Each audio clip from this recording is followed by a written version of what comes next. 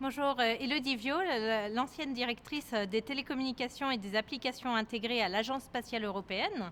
Dans ce cadre, nous avons développé des programmes spatiaux mettant en jeu des acteurs non spatiaux. En effet, nous avons un avenir commun entre la Terre et l'espace.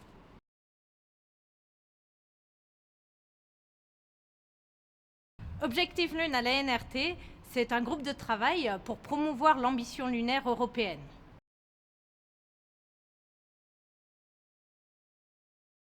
L'interdépendance entre le spatial et le non spatial est une collaboration très étroite des acteurs du spatial et des acteurs des autres secteurs dans l'innovation.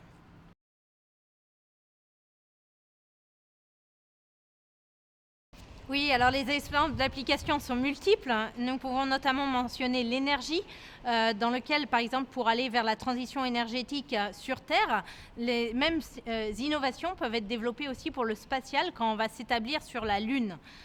Des applications aussi sur les domaines des transports, pour des rovers qui vont naviguer sur la Lune. On a besoin de les mêmes innovations sur Terre pour dans des transports dans des milieux arides, par exemple. Mais on peut penser à la médecine ou alors encore à l'agriculture. Effectivement, quand on va s'établir sur des bases lunaires, les techniques de culture peuvent être aussi utilisées pour pouvoir subvenir aux besoins sur Terre dans des conditions similaires.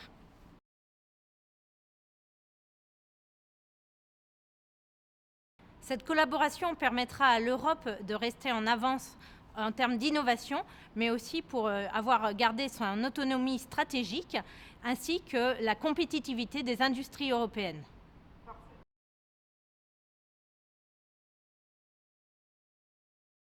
Moonlight est le déploiement d'une constellation autour de la Lune pour des services de télécommunication et de navigation, ce qui permettra à nos astronautes et aux robots de pouvoir se situer, mais aussi de pouvoir échanger localement sur la Lune et vers la Terre.